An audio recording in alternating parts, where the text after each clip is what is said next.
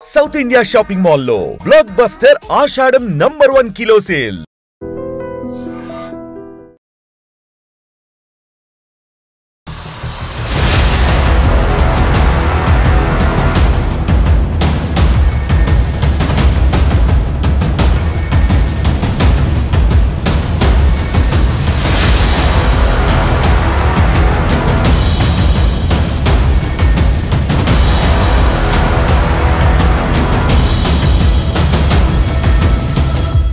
Teenmar Mallanna office మీద దాడి తర్వాత మనకు తెలుసు తీన్మార్ మల్లన్న మీద అట్లాగే ఎమ్మెల్సీ కవిత ఇద్దరు కూడా ఇరువురు కంప్లైంట్ చేసుకున్నారు. పోలీస్ స్టేషన్లో కేసులు నమోదైనాయి.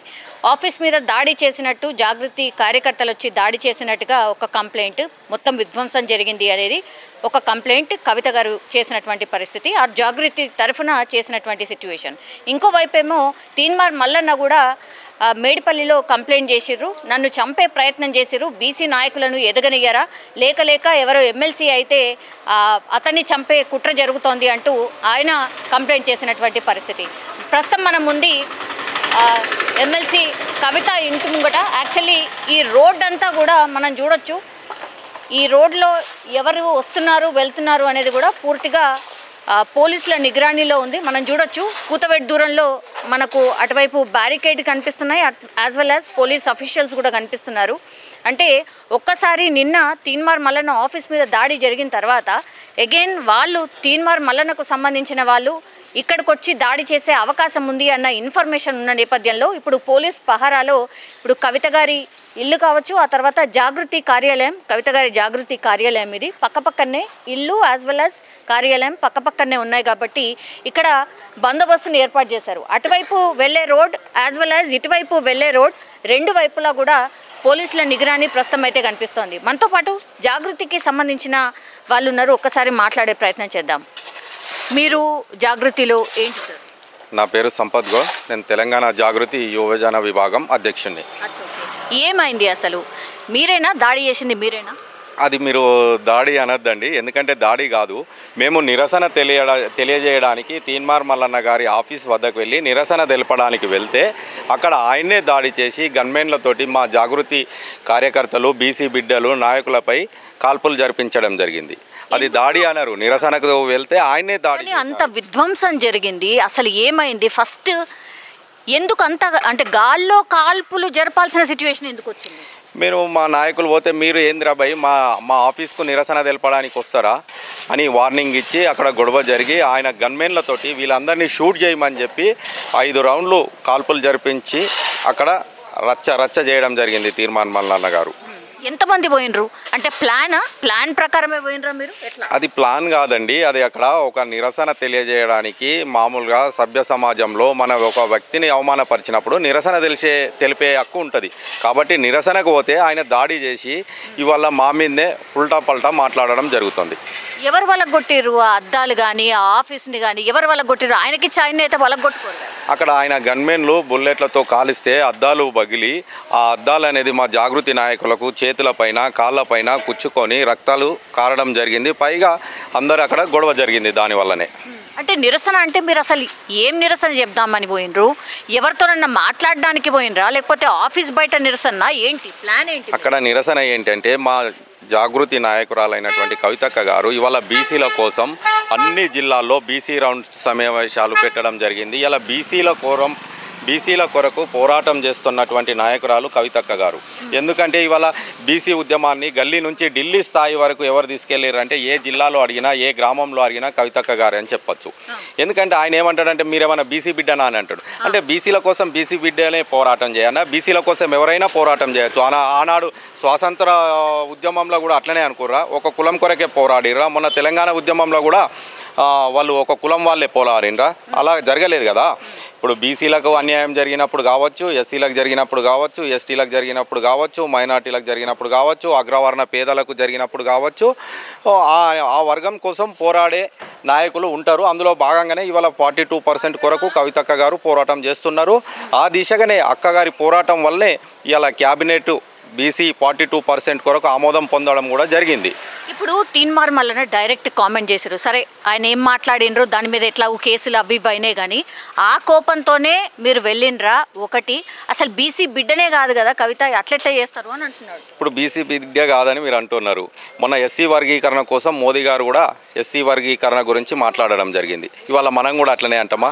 రాహుల్ గాంధీ గారు కూడా బీసీ రిజర్వేషన్ తెస్తున్నాం, 42% ఇక్కడ ఇస్తున్నాం, మేమెంతో మాకంతా అనే నినాదం మీద భారతదేశంలో అన్ని రాష్ట్రాలలో కూడా ఇలా తెలంగాణ మోడల్ అని ఆయన చూపెట్టుకుంటాడు. ఇవాళ మేము కూడా అడుగుతాం, రాహుల్ గాంధీ గారు బీసీ బిడ్డనా? కాదు. ఇవాళ కామారెడ్డి డిక్లరేషన్ కూడా ఆనాటి పీసీసీ ప్రెసిడెంట్ నేటి ముఖ్యమంత్రి రేవంత్ రెడ్డి గారు ఉన్నప్పుడే 42 బీసీలు ఎంత 42% రిజర్వేషన్ ఇస్తామని కామారెడ్డిలో డిక్లరేషన్ చేసిరు. ఇప్పుడు మేము కూడా వాళ్ళు బీసీ అంటామా? ఇవాళ అసెంబ్లీలో ఆమోదం చేసిరు బీసీ బిల్లు. అందులో రెడ్డి ఎమ్మెల్యేలు ఉన్నారు, వైశ్యులు ఉన్నారు, బ్రాహ్మణులు ఉన్నారు, ఎస్సీ ఎస్టీ మైనార్టీ అందరు ఎమ్మెల్యేలు ఉన్నారు. వాళ్ళంతా కలిసి ఇవాళ అసెంబ్లీలో తీర్మానం చేయడం జరిగింది. ఇప్పుడు క్యాబినెట్ మొన్న ఆమోదం తెలపడం జరిగింది. క్యాబినెట్లో కూడా బ్రాహ్మణ మంత్రి లేడా, రెడ్డి మంత్రి లేరా, వాళ్ళంతా బీసీలకు మద్దతు ఇవ్వాలనే కదా. ఇది అందరికీ కనిపిస్తోంది, కానీ ఎందుకు తీన్మార్ మల్లన్న ఎందుకు కవిత గారిని ఎందుకు టార్గెట్ చేసింది? ఇప్పుడు ఆయన టార్గెట్ చేయడానికి అసలు ఉద్దేశం ఉంది, మీరు అన్నది కరెక్టే. ఎందుకంటే ఇలా బీసీ ఉద్యమం ఆయన ఎత్తుకొని నేను ఇలా బీసీ రాష్ట్రంలో బీసీ సీఎం కావాలనే ఆలోచనతో ఈ ఉద్యమం ఎవరు ఇందులో క్రెడిట్ దక్కద్దనే ఉద్దేశంతో ఆయన అట్లా చేస్తుండు. ఇవాళ బీసీలంతా కవితక్క గారి పక్షాన ఉన్నారు. ఇవాళ దాదాపుగా మన రాష్ట్రంలో 160 నుంచి 170 బీసీ కులాలు ఉన్నాయి. అసలు 160 నుంచి 170 కులాలు ఉన్నది అన్న సంగతి కూడా ఏ కులాలు ఉన్నాయి అనేది కూడా ఈ మల్లన్న గారికి తెలియదు. ఇవాళ కవితక్క గారు చెప్పగలుగుతారు. అలాంటి అందరూ కూడా ఇలా కవితక్క ఆధ్వర్యంలో అన్ని కులాలు పనిచేస్తున్నాయి. ఇక్కడ యునైటెడ్ పూలే ఫ్రంట్ అని ఉంది, అన్ని కులాల నుంచి కోఆర్డినేటర్లు ఉన్నారు. ప్రతి కుల సంఘాలు వచ్చి మద్దతు కవితక్క గారికి తెలియజేయడం జరిగింది. ఇంకా అంతేకాకుండా ప్రతి జిల్లాలో అన్ని కుల సంఘాలను కలుపుకొని కవితక్క గారు పోరాటం చేస్తూ రౌండ్ టేబుల్ సమావేశాలు ఎన్నో జిల్లాల కామారెడ్డిలో కావచ్చు, మెదక్ కావచ్చు. ఇంత ప్రేమ ఎందుకు వచ్చింది ఆల్ ఆఫ్ సడన్ కవిత గారికి? ఇంత ప్రేమ ఎట్లొచ్చింది బీసీల మీద అనేది వాళ్ళ డైరెక్ట్ క్వశ్చన్. ఇప్పుడు బీసీ ఉద్యమం రాగానే అందులో వచ్చి చేరి ఇక ఏదో ఒకటి లబ్ధి పొందుదాము అనే ప్రయత్నం చేస్తున్నారు. ఇప్పుడు కవితక్క గారు ఇవాళ కొత్తగా ఉద్యమాలు చేస్తలేరు. గత 18 సంవత్సరాల నుంచి తెలంగాణ జాగృతి ఆధ్వర్యంలో కవితక్క గారు అనేక కార్యక్రమాలు తీసుకురు. ఇలా బతుకమ్మను విశ్వవ్యాప్తం చేసిరు. మహిళా బిల్లును పోరాటంలో కూడా అక్క విజయం సాధించింది. ఇలా అసెంబ్లీ దగ్గర అంబేద్కర్ గారి విగ్రహం పెట్టుటకు కూడా కృషి చేసిరు. ఇవాళ అసెంబ్లీలో పూలే విగ్రహం పెట్టాలని పోరాటం చేసిరు. నేడు ప్రతి సందర్భంలో ఏ వర్గంకైతే అన్యాయం జరుగుతుందో ఆ వర్గం కొరకు పోరాటే నాయకురాలు ఎవరంటే ఈ రాష్ట్రంలో ఒక కవితక్క గారని చెప్పచ్చు. ఈ విషయం మనమే కాదు, ఆర్ కృష్ణయ్య లాంటి నాయకులు కూడా మొన్న చెప్పారు. బీసీ ఉద్యమం కోసం ఏ నాయకుడు కలిసి వచ్చినా వారికి మా సంపూర్ణ మద్దతు ఉంటుందని చెప్పి తెలియజేయడం జరిగింది. అంటే తీన్మార్ మల్లన్న పార్టీ పెట్టబోతున్నా అని అనౌన్స్ చేసిండు కాబట్టి ఆ అక్కుసతోనే ఇదంతా చేసిండు అని ఇంకొక చర్చ నడుస్తోంది. మీరు కూడా నమ్ముతుండ్రా? మేము అలా కాదండి. ఇలా రాష్ట్రంలో దాదాపుగా పెద్ద పార్టీలు ఒక 5-6 దాకా ఉన్నాయి. ఇంకా మామూలుగా గుర్తింపు ఉన్నాయి. ఇంకా దాదాపుగా కొన్ని చిన్న చిన్న పార్టీలు 30-40 వరకు అన్ని పార్టీలు కూడా ఉండొచ్చు. అందులో 40 పార్టీలలో ఇది 41 పార్టీ అనుకుంటాం, కానీ మాకేం ఈర్ష్య ఉంటుందండి. అందులో మాకు ఎలాంటి ఈర్ష్య లేదు. ఇంకా 100 పార్టీలు వచ్చినా కవితక్క గారికి వచ్చినా నష్టం ఏం లేదు. ఇవాళ ఆమె నాయకత్వంలో తెలంగాణ ప్రజలంతా ఆనందంగా బీసీలంతా అక్క నాయకత్వంలో ముందుకొచ్చి తెలంగాణ బీసీ పర్సెంటేజ్ సాధించాలని చూస్తున్నారు. ఇంత నడిచింది కదా తను బీఆర్ఎస్కి పార్టీకి సంబంధించిన ఎమ్మెల్సీ. ఒక్క బీఆర్ఎస్ నాయకులు ఎందుకు కనిపిస్తలేరు? ఎందుకు తన వెంట లేరు? ఎందుకంటే గతంలో సీఎంగా పనిచేసినటువంటి బిడ్డనే కదా, ఎందుకు వాళ్ళు ఎవ్వరూ లేరు? ఫ్యామిలీ లేదు, నా కార్యకర్తలు లేరు, ఎమ్మెల్యేలు లేరు, ఎవరు లేరు, ఎందుకు? అలా ఎలా అనుకుంటామండి. నిన్న ఎవరున్నారు? మధుసూదనాచారి గారు కూడా ఖండించారు. కవితక్క గారు వచ్చి కలిసిండ్రా? ఇంతగానం అంటే పరామర్శించడానికి రకరకాల మార్గాలు ఉంటాయి. లేఖ ద్వారా మద్దతు తెలియజేయచ్చు, ఫోన్ల ద్వారా మాట్లాడి మద్దతు తెలియజేయచ్చు. గతంలో అట్లా లేదు, ఇప్పుడు ఎందుకు అట్లా ఉంది? కవితక్క గారు బీఆర్ఎస్ ఎమ్మెల్సీ, అంతేకాకుండా తెలంగాణ జాగృతి అధ్యక్షురాలు. ఇవాళ కార్యక్రమాలన్నీ తెలంగాణ జాగృతి ద్వారా జరుగుతున్నాయి కాబట్టి మీకు అలా కనబడుతుందని నేను అనుకుంటా. ఇప్పుడు 2 సైడ్లో బందోబస్తు ఏర్పాటు చేసిరు. ఎందుకు? పోలీసులు ఎందుకు కనిపిస్తున్నారు ఇక్కడ? సాధారణంగా ఏమైనా కార్యక్రమాలు ఉంటే పెద్ద ఎత్తున జనాలు వస్తారు కాబట్టి ఇక్కడ మామూలుగానే ఉంటుంది. కానీ మీరు అనుకున్నట్టు మాకేమో ప్రత్యేకమైన భద్రత అని మేము అనుకుంటాం లేదు. అది కామన్గా ఏమో. నేను ఇంతకు ముందు కూడా వచ్చిన కానీ ఎక్కడ కూడా అట్లా కనిపించలేదే. ఈసారి ఇప్పుడు కవితక్క గారికి కానీ జాగృతి నాయకులకు కానీ ఎప్పుడు భయం అనేదే ఉండదు. దాడి చేయబోతున్నారు, దాడి చేస్తారు అనే ఇన్ఫర్మేషన్ ఉంది కాబట్టి పోలీసులని ఇక్కడ పెట్టిండ్రు. మేము అలాంటిదేం అనుకుంటలేము. అలాంటిది నోటికి వస్తుందా? ఈ సభ్య సమాజంలో ఉన్నాం, అది ఆయనకే సాధ్యం. ఆయన అలా మాట్లాడడం కూడా కరెక్ట్ కాదు. ఎందుకంటే గతంలో కూడా రెడ్లను, కోమట్లను, వైశ్యులను, వెల్మలను కూడా దూషించడం జరిగింది. మనం సభ్య సమాజంలో ఉంటున్నాం. ఇలా బీసీ రిజర్వేషన్ కొరకు కొట్లాడదాం, కానీ అలాగే అగ్రవర్ణాలను తిట్టకూడదు. ఎందుకంటే ఇవాళ వాళ్ళు కూడా అందరూ మన బీసీ బిల్లుకు మద్దతు ఇస్తున్నారు. మనం గ్రామాల్లో కలిసి ఉండే వాళ్ళం, సభ్య సమాజంలో ఉంటున్నాం. రేపు అందరం గ్రామాల్లో అన్న తమ్మి అని మాట్లాడుకోగలుగుతాం. ఎవరిని దూషించకుండా మన కార్యక్రమం మనం బీసీ బిల్లు కోసం అందరం కలిసి కొట్లాడదాం కదా. ఇవాళ ఆర్ కృష్ణయ్య గారు కూడా ఎవరైనా అగ్రవర్ణాలను తిట్టిండా? జాజుల శ్రీనివాస్ గౌడ్ గారు కూడా ఏమైనా తిట్టారా? ఇంకా అనేక బీసీ సంఘాలు ఉన్నాయి, వాళ్ళు ఎవరినైనా తిట్టారా? ఎవరు తిడతలేరు, ఈయన ఒక్కరే తిడుతున్నారు అందరినీ. Okay, all right. సో మొత్తం మీద అది ఒక్కసారి చూడండి, కవిత గారి ఇల్లు ఇది. నేను ఇంతకుముందు చెప్పినట్టుగా యాక్చువల్లీ జాగృతికి సంబంధించిన వాళ్ళు ఎవరు లేరు, కానీ నిన్న జరిగినటువంటి దాడిలో మాత్రం చాలామందికి గాయాలయ్యాయి. ఎందుకంటే రక్తపు మరకల్ని కూడా మనం స్పష్టంగా చూసినాం. అట్లాగే ఇద్దరు గన్మ్యాన్స్ ఎవరైతే తీన్మార్ మల్లన్నకు సంబంధించిన ఇద్దరు గన్మ్యాన్స్ ఎవరైతే ఉన్నారో వాళ్ళిద్దరిని కూడా డీజీపీ ఆఫీస్కి అటాచ్ చేసిండ్రు. అసలు మీరు ఈ దాడి ఎట్లా జరిగింది ఏంటి, మీరు గాల్లోకి కాల్పులు జరపాల్సిన అవకాశం ఎందుకు వచ్చింది మీకు, అంటే వాళ్ళని నిలువరించలేకపోయారా? నిజంగానే తీన్మార్ మల్లన్నని చంపే ప్రయత్నం చేశారు అని అంటూ ఏదైతే ఆరోపణలు చేస్తున్నాడో అది నిజమేనా? గాల్లో కాల్పులకు ఎప్పుడు జరుపుతారు అంటే జనరల్లీ ఇప్పుడు ఎమ్మెల్సీ కోసం వాళ్ళు ఉన్నటువంటి వాళ్ళు.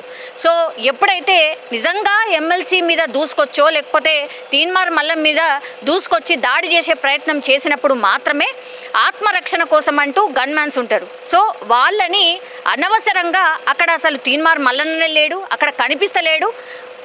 తీన్మార్ మల్లన్న చెప్పిండు కాబట్టి ఈ ఇద్దరు గన్మ్యాన్స్ కాల్పులు గాల్లోకి జరిపిండ్రు అనేది మెయిన్గా ఇప్పుడు ఎవరైతే ఈ గన్మ్యాన్స్ ఉన్నారో వాళ్ళు స్టేట్మెంట్ ఇచ్చినట్టుగా చెప్తున్నారు. సో ఇది ఒక పెద్ద ఇష్యూగా మారిపోయింది. రాజకీయాలు మొత్తం ఈ గన్మ్యాన్స్ చుట్టే తిరుగుతున్నాయి. ఎందుకంటే యాక్చువల్లీ అక్కడ ఏం జరిగింది, గాల్లోకి కాల్పులు జరపాల్సిన అవకాశం ఎప్పుడు వస్తుంది ఆర్ ఎప్పుడు చేస్తారు అని అంటే ఆత్మరక్షణ కోసం ఎవరైనా దాడి చేసి నిజంగానే చంపే ప్రయత్నం చేసినప్పుడు, అది కూడా తీన్మార్ మల్లన్న మీద చేసినప్పుడు మాత్రమే వాళ్ళు గన్స్ ఓపెన్ చేయాలి. కానీ అది ఏమాత్రం కూడా అక్కడ ఆస్కారం లేకుండానే వీళ్ళు గాల్లోకి కాల్పులు జరిపారు కాబట్టి దీని మీద సీరియస్గా రియాక్ట్ అయింది పోలీస్ శాఖ కూడా. సో వీళ్ళిద్దరిని కూడా అటాచ్ చేసింది డీజీపీ ఆఫీస్కి. సో పూర్తి ఎక్స్ప్లెనేషన్ దర్యాప్తు అయితే ఒకవైపు కొనసాగుతోంది, ఇంకోవైపు ఏమో ఈ మాటల దాడి మాత్రం ఇంకా కొనసాగుతోంది. ఈ తెలంగాణ జాగృతికి సంబంధించిన నాయకులందరూ కూడా ఇప్పుడు ప్రస్తుతం కొంతమంది హాస్పిటల్లో ట్రీట్మెంట్ తీసుకుంటే ఇంకా కొంతమంది ఏమో అంటే రిప్రజెంటేషన్ ఇవ్వడం, ఎమ్మెల్సీగా ఉన్నారు కాబట్టి గుత్తా సుఖేందర్ రెడ్డి గారికి వెళ్ళి ఒక రిప్రజెంటేషన్ ఇచ్చారు. ఇట్లా ఎమ్మెల్సీ తీన్మార్ మల్లన్న అనుచిత వ్యాఖ్యలు చేశారు, ఆయన మీద చర్యలు తీసుకోవాలి అని ఒక కంప్లైంట్. ఆ తర్వాత డీజీపీ ఆఫీస్కి కూడా తను అదే చెప్పిండ్రు, అంటే అనుచితంగా వ్యాఖ్యలు చేయడమే కాకుండా మేమెందుకు దాడి చేస్తాం, మేమేదో శాంతియుతంగా నిరసన తెలియజేయడానికి వెళ్తే వాళ్ళే దాడి చేసిండ్రు అన్న మాట చెప్పిండ్రు. సో ఈ రెండు నడుస్తున్నటువంటి క్రమంలో నందినగర్ కూతవేటు దూరంలోనే యాక్చువల్లీ మాజీ సీఎం కేసీఆర్ ఇల్లు కూడా ఉంటుంది. అక్కడ ఇద్దరు హరీష్ రావు అండ్ కేటీఆర్ ఇప్పుడు ప్రస్తుతం కేసీఆర్తో భేటీ అయినరు. మనం అక్కడ నుంచి వచ్చేటప్పుడు కూడా చూసినటువంటి పరిస్థితి, చాలా కార్స్ ఆగున్నాయి. అట్లాగే మనం ఎట్లా ముందుకు వెళ్ళాలి, ఇప్పుడు ఎమ్మెల్సీ కవిత మీద చేసినటువంటి కామెంట్స్, ఆ తర్వాత తీన్మార్ మల్లన్న ఆఫీస్ మీద దాడి కేసులు, ఈ అంతా వ్యవహారం మీద ఎట్లా రెస్పాండ్ కావాలి, బీఆర్ఎస్ పార్టీగా రెస్పాండ్ కావాలా, లేకపోతే బీఆర్ఎస్ పార్టీగా రెస్పాండ్ అయితే మరి బీసీలు దూరం అయ్యే అవకాశం ఉందా, కవిత గారి ప్రజెంట్ ఎంత ఇప్పుడు బీఆర్ఎస్ పార్టీలో అనేది కూడా పెద్ద ఎత్తున చర్చ నడుస్తోంది. బికాజ్ అంత ఈజీగా డిసిషన్ తీసుకునే అవకాశం కూడా లేదు. వీళ్ళు ముగ్గురు కూర్చొని చర్చించుకుంటున్నట్టుగా మనకున్నటువంటి విశ్వసనీయ సమాచారం. ఏం జరిగింది అంటే దాడి చేసే సందర్భం ఎందుకు వచ్చింది మీకు, ఎందుకని దాడులు మన దగ్గర అసలు జనరలీ జరగవు, చాలా రేర్ ఆఫ్ ది రేర్, కానీ ఎందుకని ఆఫీస్ మీద అంత రణరంగం అయిపోయింది కదా, ఆఫీస్ని చూస్తే మొత్తం ధ్వంసం అయిపోయినాయి, రక్తాలు గారినాయి, ఎందుకట్లా? జాగృతి ఆ స్టెప్ తీసుకోవడానికి రీజన్ ఏంది? ఈరోజు మా యొక్క అధినేత్రి శ్రీమతి కవిత గారు ఎవరైతే ఉన్నారో ఒక సంవత్సరాన్నర కాలం నుంచి వెళ్ళి వివిధ రూపాల్లో బీసీ సంబంధించినటువంటిది యునైటెడ్ పూలే ఫ్రంట్ అనేటువంటి పెట్టి వివిధ రూపాల్లో మా నిరసన కార్యక్రమాలు అనేటువంటి చేయడం జరుగుతుంది. బీసీ సంబంధించిన ధర్నాలు కావచ్చు, రౌండ్ టేబుల్ సమావేశాలు కావచ్చు పెట్టి బీసీ సంబంధించినటువంటి ప్రజానికాన్ని చైతన్యవంతం చేస్తూ కామారెడ్డి డిక్లరేషన్ ఏదైతే కాంగ్రెస్ పార్టీ ఇచ్చిందో ఈ కామారెడ్డి డిక్లరేషన్ సంబంధించినటువంటి దాన్ని అమలు చేయాలని చెప్పేసి మా అధ్యక్షురాలు పోరాటం చేస్తున్నారు. దీనికి ఆయనకు వచ్చిన నొప్పి ఏంటిది? ఇలా బీసీలకు సంబంధించినటువంటి హక్కుల కోసం కేవలం బీసీలే మాట్లాడాలని చెప్పడానికి వాడేవాడు. ఇది ప్రజాస్వామ్యము. ఈ ప్రజాస్వామ్యంలో వివిధ కులాలు సబ్బండ వర్గాలందరూ కలిసి వచ్చినప్పుడే ఏ ఒక్క ఉద్యమానికైనా ఒక రకమైనటువంటి బలం వస్తుంది.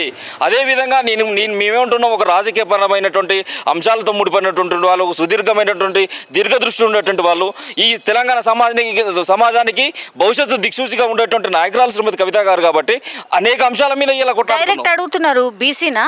బీసీ కాదు కదా. అదే చెప్తున్నా. నేనేమంటున్నా అంటే బీసీలు మాత్రమే బీసీల కోసం కొట్లాడాలనేటువంటిది ఈ రాజ్యాంగంలో ఎక్కడ రాసలేదు, ఈ ప్రజాస్వామ్యంలో ఎక్కడ చెప్పబడలేదు. ఇలా బీసీ హక్కులతో పాటు ఇలా మహిళా హక్కుల కోసం ఇలా పోరాటం చేసినాం. బాబాసాహెబ్ అంబేద్కర్ యొక్క విగ్రహాన్ని పెట్టాలని చెప్పేసి 42 గంటల దీక్ష చేసి అసెంబ్లీ ఆవరణలో బాబాసాహెబ్ విగ్రహాన్ని పెట్టించినాం.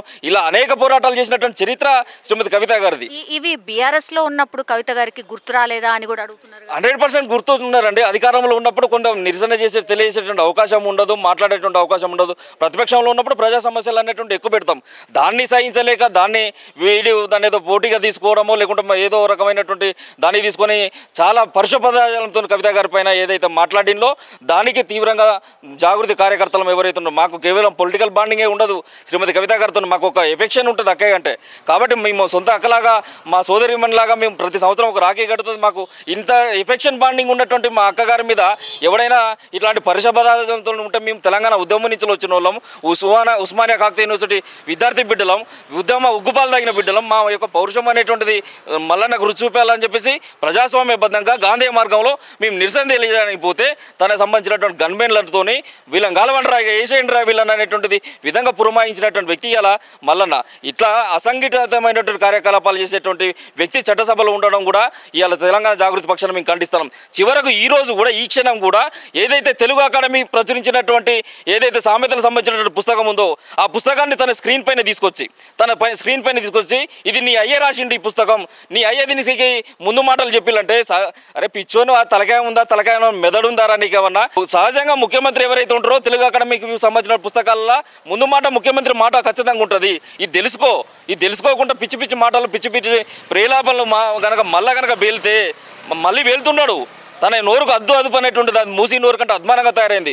తస్మత్ జాగ్రత్త తీర్మానం వలన మరొకసారి కవితక్క దగ్గర ఉన్నటువంటి వ్యక్తులు ఎవరైనా కానీ ఉద్యమ సైనికులం మేము, రక్షక కవచాలం మేము.